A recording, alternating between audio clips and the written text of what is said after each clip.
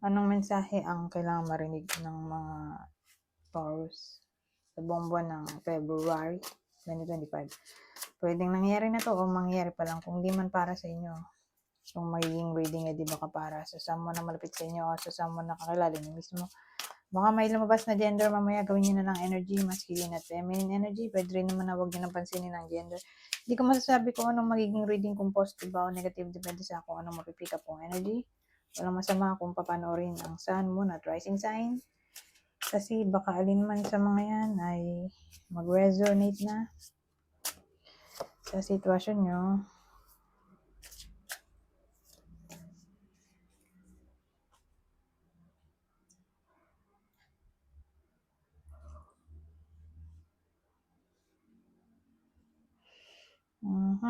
Wheel of Fortune, Just Magician, Page of Swords.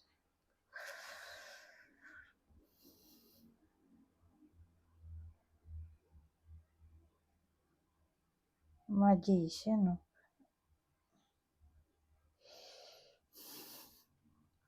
Kasi ang dating sa amin, may tinatry yung iba sa inyo na i-manifest. Okay? More like tungkol to sa reward. Sa effort o about chance o luck.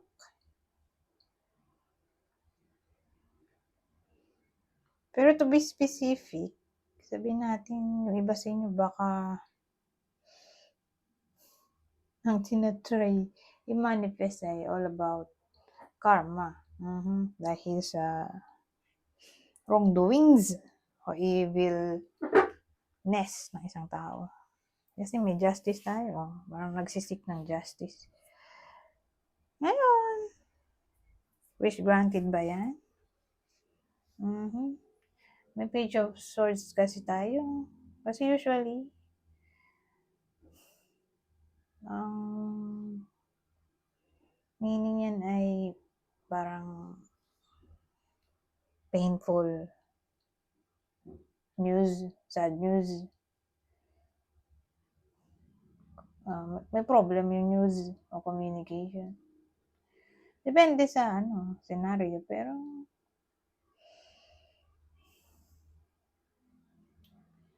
ganun ang dating sa akin. Hindi pa makukuha. Hindi naman necessarily hindi mangyayari, pero kung ngayong month, posible ba? Malabo.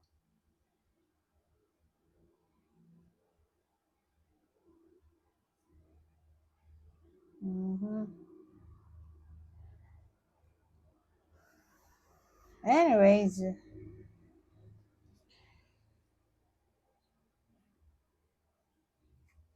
punta na tayo sa susunod.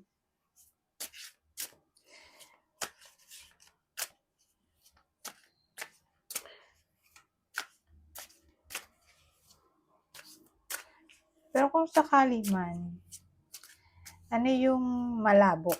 Diba? Para lang may idea tayo. Na minamanifest ng iba sa inyo na hindi nga mangyayari. Tungkol saan? Dito sa Wheel of Fortune. Ito to. Ito yung clarify natin sa kato. Kung ang chance ay may kinalaman sa victory of something, success, gawin na natin tatlo para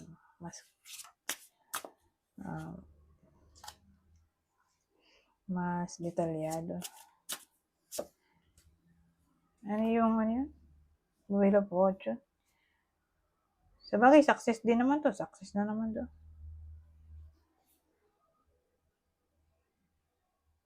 Chance. Kasi may death tayo eh. So, more like, may iba sa inyo na gusto nila ng transformation. At ang transformation ay all about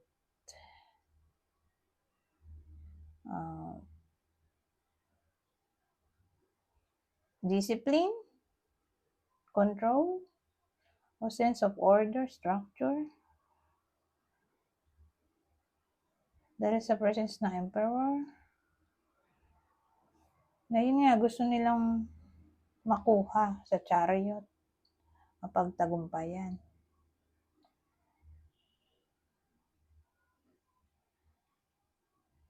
O sabihin natin may ambition yung iba sa inyo. Ito gusto nilang makuha tong ambition.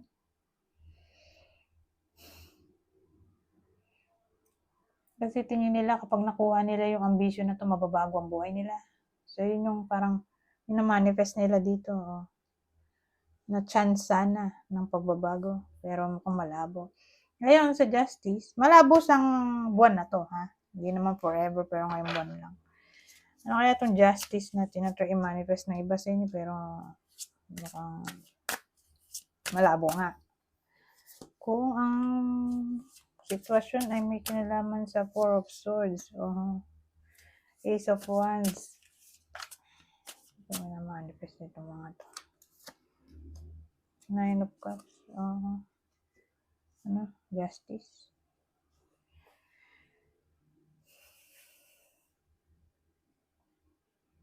Palakita.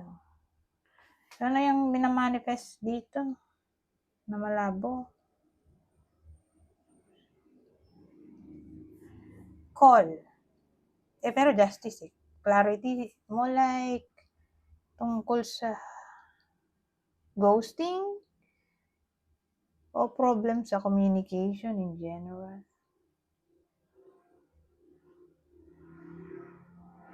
Na parang nagde-demand kayo dito ng justice. Bakit nagkaganon? Bigla na lang din nagparamdam. Anong problema? Bigla na lang nagka-problema sa communication. O naglaaw na lang parang bula. So nagde-demand kayo ng clarity dito sa Magician. Minamanifest nyo yung justice nyo. In a way na gusto nyo ng clarity. O sabihin natin justice karma sa ginawang ganito. Pag-iwan sa iba sa inyo sa ere, pag-abandon na, yun, gusto nyo ng karma, yun yung minamanifest nyo dito, pero saan doon sa Page of Swords ang dulo nga, yun yung outcome, mga malabo. Anyways, punta na tayo dito. Ang masasabi nito,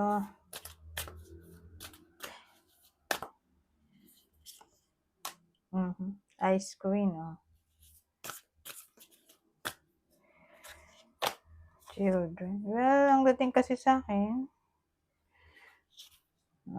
may babae, whether ito yung nanay, o ito yung kakilala nyo na nanay.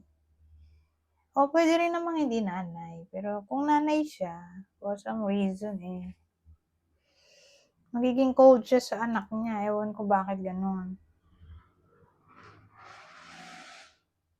O feeling nung nanay, cold yung mga anak niya sa kanya. So, pwede rin vice versa. Ngayon, nanay nga kasi children. O pwede rin namang di nanay, sabihin natin auntie to, girlfriend, o anyone na babae, na parang ito yung anak ng kakilala nila na para ba mapipil niya na cold sila sa kanya. Parang hindi sila welcome. Mapipil nitong babae. Hindi welcome sa mga taong to, mga anak.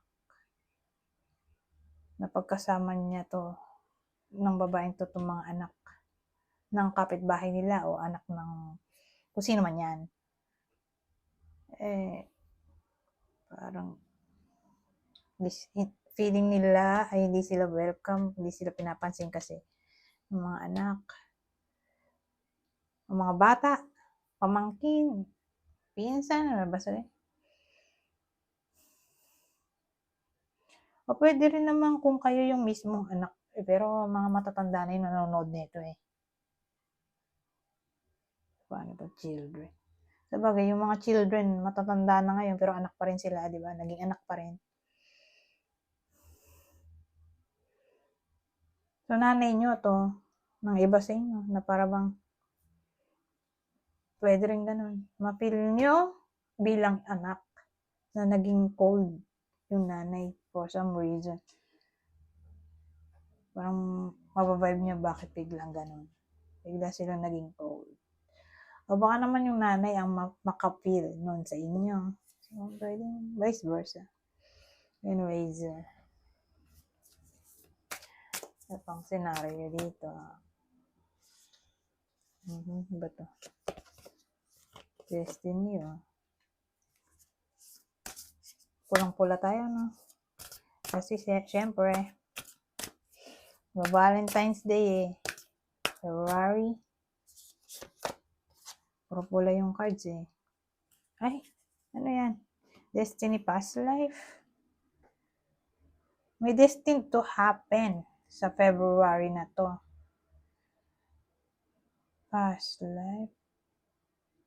Ano yan? So, more like, yung iba sa inyo, whether single o in a relationship, mukhang may something na magbabalik mula sa past life. Pwedeng tao o sitwasyon sa past life. Maganda ko i-clarify natin to. Ito na lang. Kung may kodigo para mabilis. Tungkol sa itong Destiny past life na to.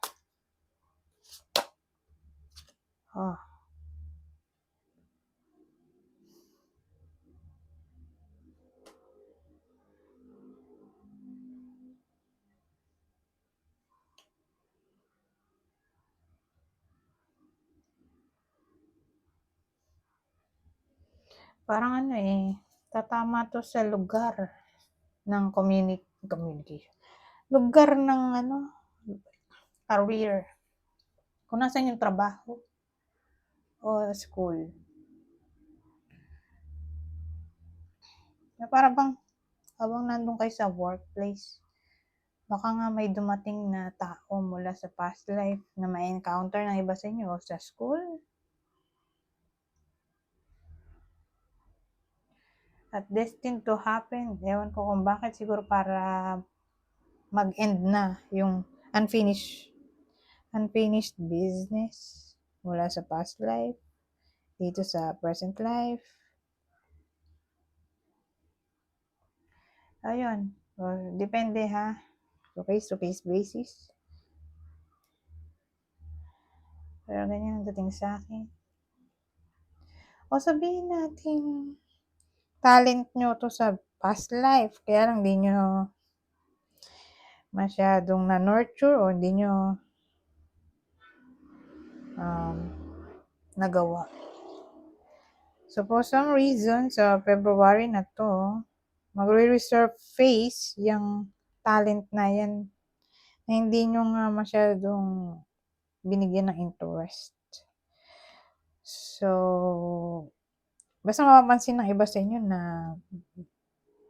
bigla na lang sila magkakaroon ng hobby na first time nila magugustuhan. O sabihin natin, dati na nilang ginagawa.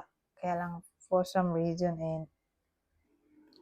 hindi na nga nila nagagawa sa present life. So, yung dati nilang hobby o talent, kumbaga sa February na to bibigyan nila ng interest yun at gagawin nila. Okay?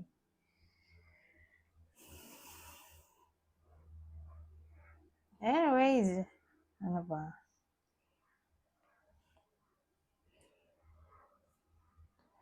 Pa tayo ng dalawa. Last na.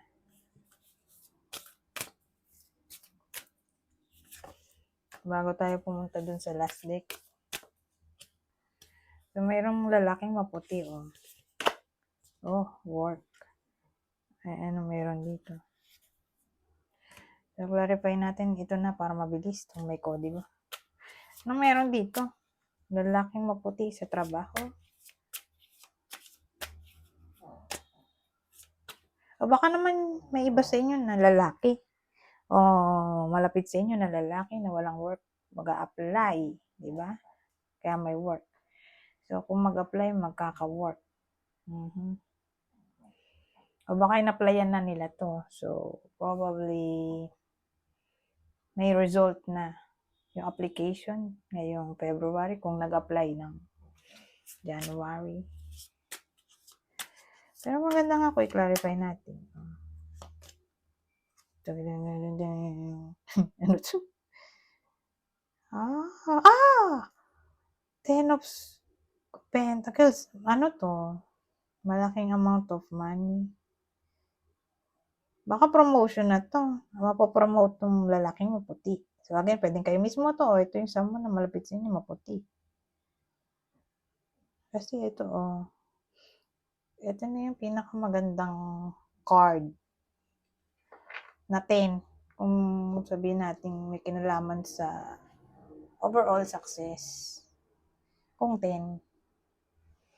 Kasi may kinalaman siya sa stability. So, big amount of money, wealth, di ba? Yun na yung wealth. Bigay ng some sort of recognition, mapopromote. O inheritance ba to? Pero work So, kung inheritance to, baka mamamana niya yung business, di ba? Pwede naman yun. Mamamana yung business ng magulang. O ipapamana na sa kanya. O isasagawa niya na ma-improve yung family business, di ba? Pwede rin. O mag-i-establish siya ng sarili niyang business.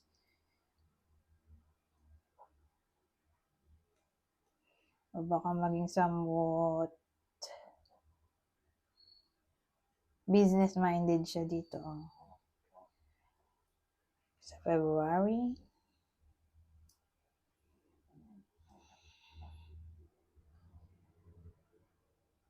O baka magiging self-employed siya. Siguro mga siya, tawag dito, best explanation na entrepreneur o entrepreneur. Mag-start siya ng sarili niyang business. So, case-to-case basis. Kunin niyo lang yung info na sa tingin niyo ay fit sa sitwasyon niya. Pero,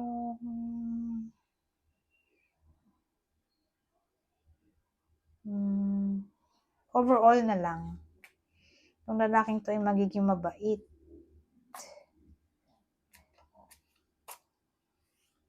Okay? Sa workplace, o sabihin natin, magiging masaya.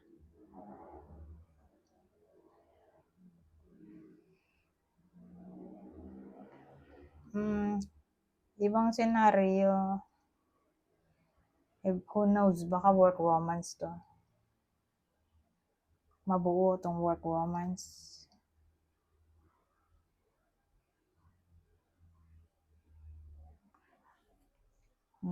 Anyways, 18 minutes na pala to.